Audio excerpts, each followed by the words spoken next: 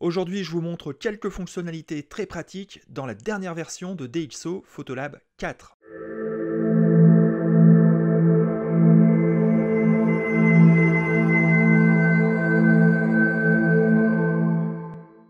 J'espère que vous allez bien et je suis ravi de vous retrouver dans cette nouvelle vidéo consacrée à DxO Photolab 4. Alors comme vous le savez, c'est un logiciel que j'utilise depuis quelques mois maintenant en complément de Lightroom et vous avez été aussi nombreux à franchir le pas puisque suite à la sortie de la nouvelle version de DxO Photolab, la version 4, vous avez été nombreux à me demander beaucoup d'explications sur le fonctionnement de ce logiciel. Je vais commencer par faire un petit retour en arrière sur l'entreprise DxO, donc l'entreprise qui a créé ce logiciel.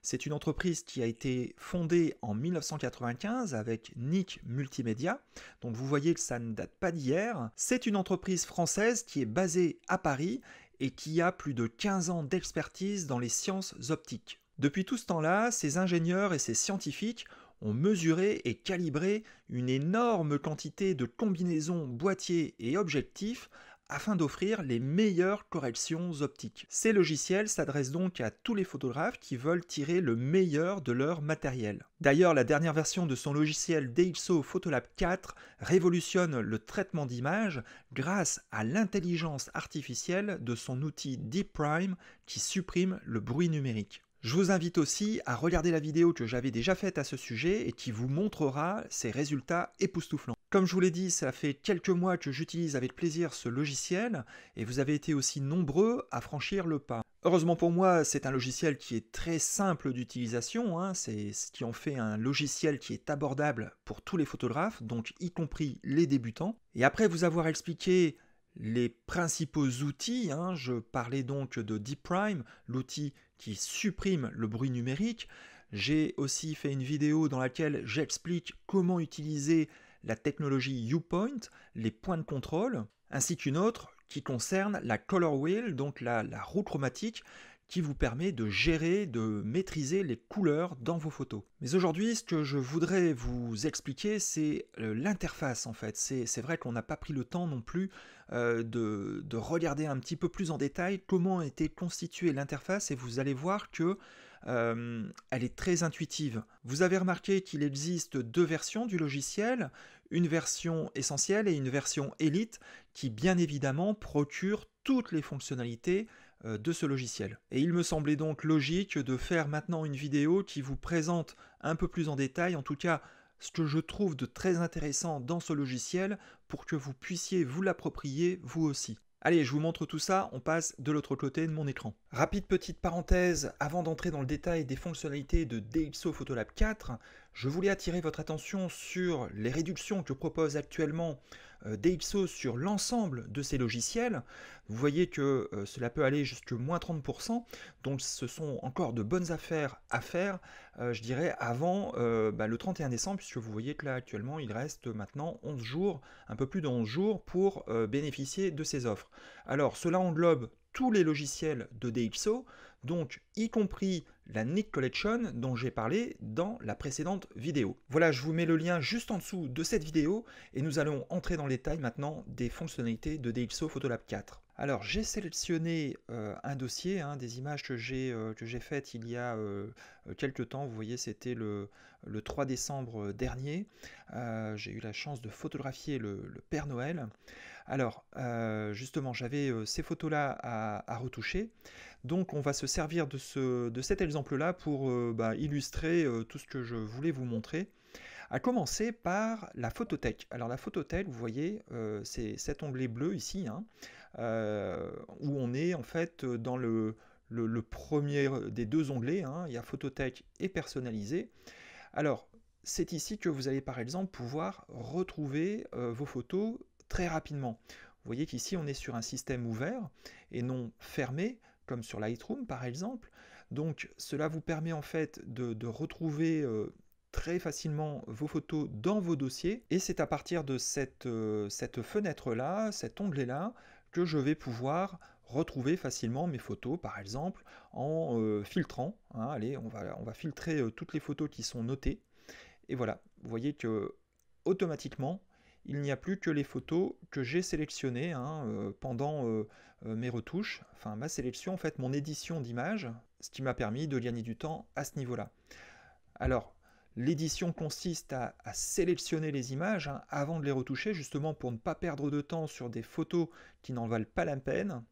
Éditer ces photos, c'est donc faire une première sélection, voire une deuxième sélection après, lorsqu'il y en a beaucoup, qui vous permet en fait de gagner beaucoup de temps lorsque vous les retouchez ensuite. Bien, alors à présent on va passer dans l'onglet personnaliser, où on arrive dans l'interface qui vous permet de les retoucher, à proprement parler. Alors vous allez voir qu'il y a deux espaces de travail proposés. Il y a l'espace de travail DxO standard et l'espace de travail DxO avancé. Ici je suis dans l'espace de travail avancé de DxO. Bon, pour ceux qui sont familiers de Lightroom, vous allez vite vous rendre compte qu'il y a des similitudes dans l'organisation des différents outils et des différentes fonctionnalités.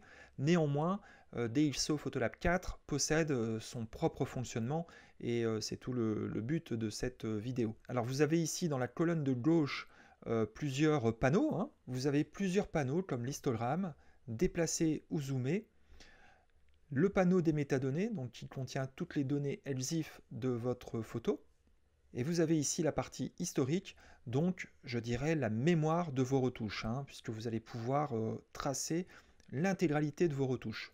Vous avez dans le bas ici la frise chronologique, puisque les photos sont dans un ordre chronologique de prise de vue. Vous voyez qu'elles se suivent toutes. Voilà, je vais revenir ici. Et vous avez dans la colonne de droite tous les outils qui sont classés par famille d'outils. Vous voyez qu'ici, il y a la famille de la lumière, les couleurs, tout ce qui concerne le détail. Vous avez ici tout ce qui concerne la géométrie, les corrections géométriques.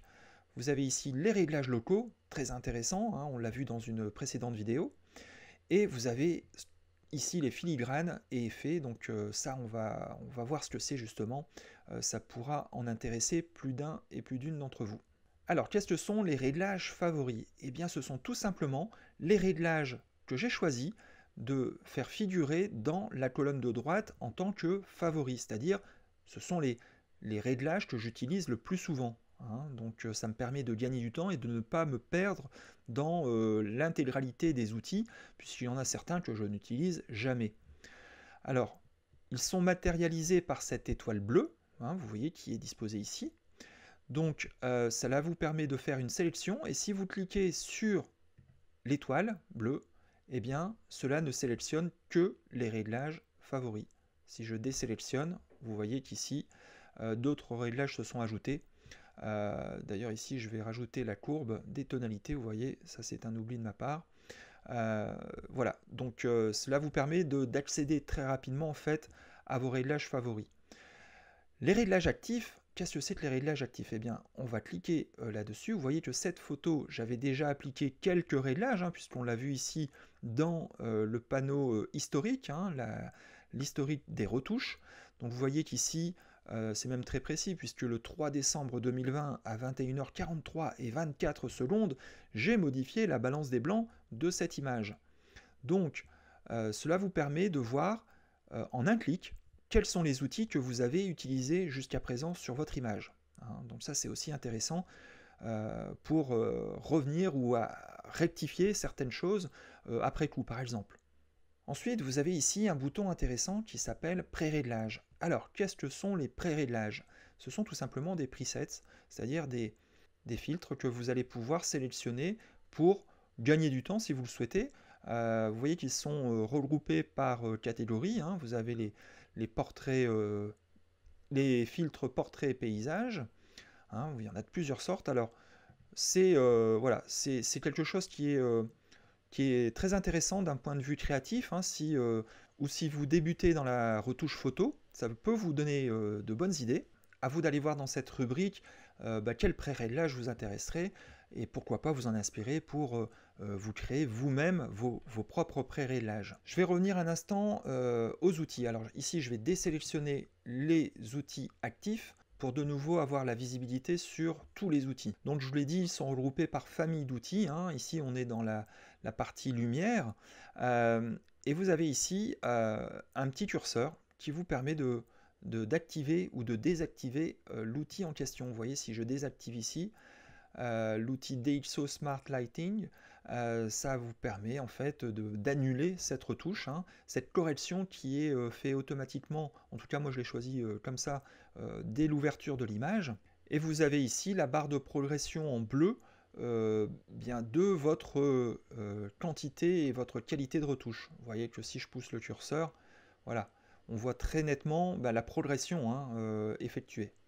Je vais revenir à ce qui était à l'origine. Alors ce que je trouve très intéressant, c'est la possibilité de renommer les images. Donc vous en sélectionnez une, vous faites un clic droit dessus, et on va tout simplement renommer l'image. On va lui donner un nouveau nom. On va lui mettre Père Noël 2, puisque j'en avais déjà renommé une de cette manière. Et ce qui nous permettra en fait de les retrouver. Vous voyez qu'ici le nom de l'image a changé, hein, puisqu'on est bien avec le nouveau nom. Et ce qui vous permettra ensuite dans la photothèque de retrouver plus facilement et rapidement vos images. Alors tant que je suis sur les noms, ce que je vais vous montrer aussi, c'est la possibilité de rentrer les métadonnées, hein, c'est-à-dire que ici vous pouvez renseigner votre nom, hein, ça vous permettra de les avoir inscrites dans le fichier, hein, ce qui vous permettra éventuellement de pouvoir prouver que c'est bien vous qui avez fait la photo. Et vous allez avoir aussi la possibilité d'y ajouter des mots-clés. Par exemple Père Noël, hein, on ne va pas se casser la tête. Voilà. Une fois que vous avez entré le mot-clé, vous pouvez valider en tapant Entrée. Et le mot-clé s'affiche ici automatiquement. Vous pouvez ensuite le modifier ou le supprimer. Donc vous voyez, ce sont toutes ces petites astuces, ces petits trucs que l'on ne sait pas forcément quand on commence avec DxO Photolab 4, mais qui se révèlent très utiles par la suite, puisque cela nous fait gagner énormément de temps. Hein. Quand vous avez beaucoup d'images, comme ici à retoucher en très peu de temps, hein, je n'avais qu'une soirée pour retoucher toutes ces images, vous doutez bien que ça m'a fait gagner beaucoup de temps.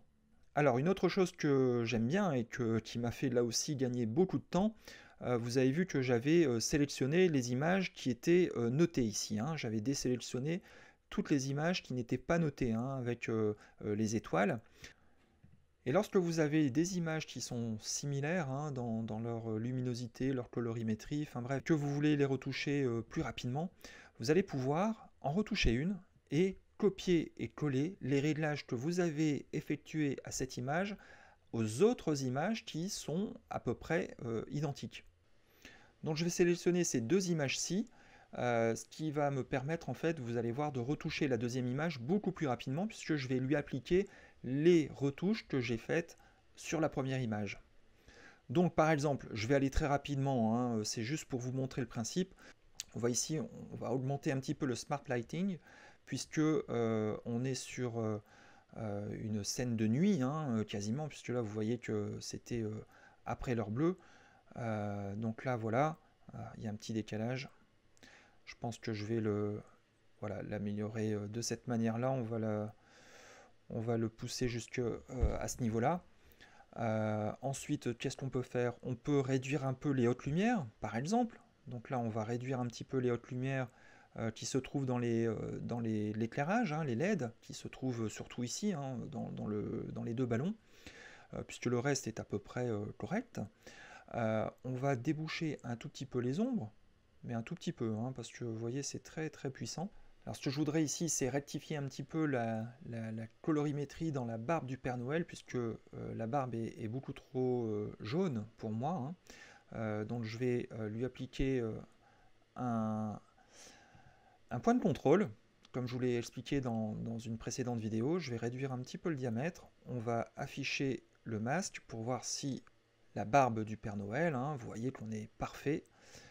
Hop, et là je vais donc aller dans ici la couleur, la température, et on va venir refroidir. Voilà. Alors vous pouvez ici, à cette étape-là par exemple, voir les différences avant et après, hein. Donc vous avez un bouton ici, et ça vous permet de voir avec la glissière, vous voyez, la différence pour voir si, si c'est ce que vous voulez ou pas. Hein. Donc bon, c'est pas tout à fait ce que je veux, mais donc vous voyez, ça c'était l'image originale, et là c'est l'image avec quelques retouches. Donc vous voyez la différence, et cette glissière vous permet en fait de visualiser beaucoup mieux, je trouve, que sur Lightroom par exemple, bien les différences. Vous pouvez ici également appuyer sur comparer, et ça vous permettra, alors je vais désélectionner ici par contre, on va comparer, vous voyez, en appuyant, ça vous permet de, voilà, de voir l'image avant et après. Voilà, donc ça c'est extrêmement pratique. Donc là à présent, maintenant, nous allons pouvoir copier et coller les réglages que nous avons effectués sur cette image et les appliquer à cette image. Donc on va faire un clic droit sur l'image, on va copier les réglages de correction, on va sélectionner l'autre image, donc commande pour Mac et contrôle pour PC, clic droit, et là on va coller les corrections sélectionnées. Et vous allez voir que l'image, donc là une nouvelle fenêtre apparaît, et vous allez pouvoir choisir les corrections que vous souhaitez appliquer. Donc là ici, moi les réglages locaux sont sélectionnés. Je vais pouvoir coller les réglages, et vous voyez que le logiciel travaille, et voilà, l'image vient d'être corrigée de la même manière que l'image précédente. Donc vous voyez, ça vous fait gagner beaucoup de temps dans votre flux de travail, dans votre process, et ça c'est vraiment pas négligeable, parce que lorsque vous avez encore une fois beaucoup de photos à travailler, croyez-moi, c'est vraiment très pratique. Enfin, il y a le filigrane, alors qui se trouve ici, vous voyez, qui se nomme l'Instant Watermarking chez Daiso. Alors cet outil est vraiment très poussé et dépasse beaucoup d'autres logiciels de ce point de vue-là, puisque la grande force, c'est que vous allez pouvoir appliquer un filigrane, donc votre signature, à votre image, et visualiser surtout ce que ça fait avant d'exporter l'image. Hein. Je sais que dans Lightroom c'est possible, mais vous ne pouvez pas visualiser le filigrane, sauf erreur de ma part, avant d'exporter l'image. Vous ne le voyez qu'après, une fois qu'elle est exportée, ce que ça donne. Alors qu'ici, vous allez pouvoir visualiser tout de suite ce que ça donne. Et vous allez surtout pouvoir modifier, personnaliser, comme vous le voulez, votre signature ou y ajouter votre logo. Vous voyez qu'ici, il y a deux options. Il y a image et texte. Et donc, vous allez pouvoir, par exemple, rajouter une image. Et donc, si l'on clique sur parcourir, on va pouvoir ajouter ici, par exemple, le logo de Aventure de photographe, pourquoi pas. Et vous voyez qu'ici, il se loge dans le bas à droite de l'image. Alors, je réduis un petit peu la taille de l'image pour qu'on puisse le voir. Alors, vous voyez qu'ici, la case bleue localise en fait l'emplacement du logo ou du texte. Hein. Donc si par exemple je veux le mettre un peu plus haut, voilà, vous pouvez disposer les choses de cette manière. Vous avez ici l'échelle, donc pour réduire ou encore agrandir la taille de l'image hein, ou du texte. Et vous pouvez ici, avec le curseur de la marge, le déplacer en fait où vous voulez dans l'image. Hein. C'est vraiment au choix. Vous allez même pouvoir contrôler l'opacité. Donc par exemple ici, si je veux qu'il apparaisse vraiment faiblement, parce que je ne voudrais pas par exemple perturber trop le regard du lecteur de la photo, je pourrais très bien réduire l'opacité de cette manière-là, ce qui permet en fait d'avoir une signature beaucoup plus subtile et beaucoup plus fine, tout en montrant que cette photo vous appartient et que voilà, elle est marquée de votre empreinte. Alors vous avez la possibilité de faire la même chose avec le texte. Hein. Je vais juste remettre le logo, on va le mettre en haut à droite. Hop, voilà, ici. Par exemple, hein, c'est vraiment pour illustrer les possibilités. Et puis ensuite, en texte, vous allez pouvoir ici rentrer un texte. Donc le texte, on va mettre Steph K, par exemple. Et donc, vous voyez qu'il apparaît ici. On va pouvoir de la même manière régler l'échelle, la marge et l'emplacement, mais aussi la police, par exemple. Hein. Vous voyez, vous avez ici juste à droite l'exemple que cela donnerait. Donc vous voyez, c'est hyper complet, hein. Vous avez vraiment que l'embarras du choix. Allez, on va en prendre une au hasard, par exemple celle-ci. Hop. Et pareil, je vais réduire l'opacité parce que moi j'aime bien être discret. Voilà. Voilà, comme ça ne perturbe pas trop, la photographie. Voilà, donc vous voyez que cet outil de filigrane est hyper souple, hein, très très précis et très, très sympa à utiliser. Hein, si c'est votre souhait d'ajouter votre signature sur vos photos, voilà, vous visualisez tout de suite avant l'export eh bien, la tête de votre photo une fois qu'elle sera exportée. Pour finir, je reviens sur la photothèque puisque nous avions renommé quelques images. Et par exemple, une fois suivante, lorsque je voudrais reprendre les photos que j'ai retouchées, eh bien, il me suffira de taper dans la barre de recherche Père Noël, et vous voyez qu'il m'affiche 3 résultats. Et là, ici, quand je clique sur les 3 résultats, vous avez Père Noël 2, Père Noël en Dush et Père Noël. Donc voilà, 3 images que j'avais renommées de cette manière-là et qui vous permet ensuite eh bien, de les retoucher, par exemple. Et ça, c'est hyper pratique, hyper rapide. Hein. Voilà, je vous remercie d'avoir regardé cette vidéo, j'espère qu'elle vous a plu et qu'elle vous aidera à mieux vous approprier DxO Photolab 4. Ce que j'apprécie beaucoup dans ce logiciel, c'est qu'il est entièrement personnalisable, hein, comme vous l'avez vu, ce qui vous fait gagner énormément de temps et ainsi vous êtes plus productif. Quand vous avez des centaines de photos à retoucher en très peu de temps, eh bien je vous garantis que grâce à cela, eh bien vous êtes beaucoup plus efficace. N'oubliez pas non plus de profiter de l'offre de DxO sur l'ensemble de ces logiciels, qui peut aller jusqu'à moins 30%, donc s'il y a un logiciel qui vous intéresse, c'est le moment. Je vous mets le lien juste en dessous de la vidéo. Enfin, si vous êtes un expert de DxO Photolab 4 ou si vous le maîtrisez très bien, je vous invite à indiquer dans les commentaires, juste en dessous de la vidéo, quelles sont vos petites astuces, vos petits trucs qui vous facilitent la vie. Voilà, c'est ici que je vous quitte. Prenez bien soin de vous et je vous dis à très vite pour de nouvelles aventures. Ciao!